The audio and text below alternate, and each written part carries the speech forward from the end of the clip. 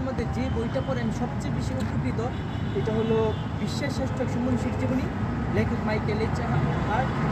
তো আমি এই বইটি প্রচার করছি, আমি চাই এই বইটি যেন সকলেই পড়ে। আমার ধারণা এই বইটি যদি আপনারা পড়েন, আপনাকে তুলে দেন, তারা বই পড়া শিখে যাবে। আমি যেমন এই বইটা পড়ে অনেক উপকৃত। আমি যদি এই বইটি না পড়তাম তাহলে আমি আমার বাড়িতে লাইব্রেরি করতাম না, আমি সারা দেশ ঘুরে আমি বই পড়ার আন্দোলন করতাম না, বা আমি এখন লেখাপড়ার স্বপ্ন আমি যে 40 দিনের যে চ্যালেঞ্জগুলো একটা ইন্ডিয়া এই একটা বই লেখার চেষ্টা আছি, বা আমি বিভিন্ন লাইব্রেরিতে ঘুরে ঘুরে স্বেচ্ছাসেবী শ্রম দিই, তার কিছু হতো না যদি এই বইটি না পড়তাম। সবচেয়ে মজার কিছু হচ্ছে এই বইটি পড়ার পর বই পড়ে।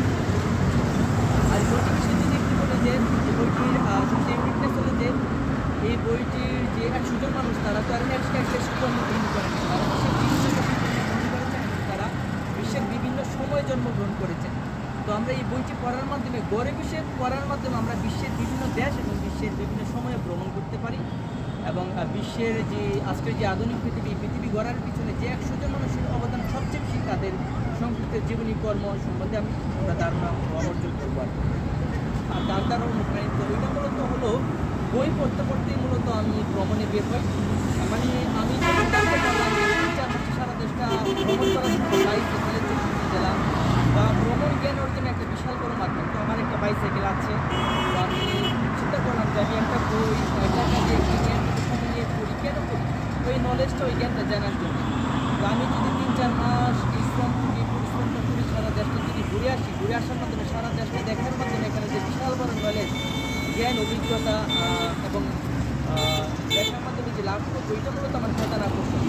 অর্থাৎ যে তৃষ্ণা থেকে আমি মূলত বইপত্র পড়ি, ওই তৃষ্ণা থেকে মূলত ভ্রমণে বের হয় জ্ঞানের সন্ধানে। এবং আমরা এইভাবে যারা ভ্রমণ করে সাইকেলে বা পায়ে হেঁটে, আপনারা দেখেন যে তারা একটা সামাজিক বার্তা বহন করে, মাদক বিরোধী আন্দোলন বা পরিবেশ আন্দোলন। তো আমি আমার যে দুঃখ, আমার যে বেদনা, আমি বই পড়ার বছর আমি বই পড়ার আন্দোলন করেছিলাম সারা দেশ জুড়ে। আর বর্তমানে আমি টেকনাফ থেকে তেঁতুলিয়া আমার পড়া যে বইটি পড়ে আমি সবচেয়ে বেশি যে বইটি আমি সবচেয়ে বেশি বিশ্বের সাথে প্রচার করছি, এবং বাংলাদেশের দীর্ঘতম রাস্তা হাঁটছি, হাঁটার মতো জ্ঞান অভিজ্ঞতা লাভ করছি। আর কিছু জিজ্ঞাসা আছে?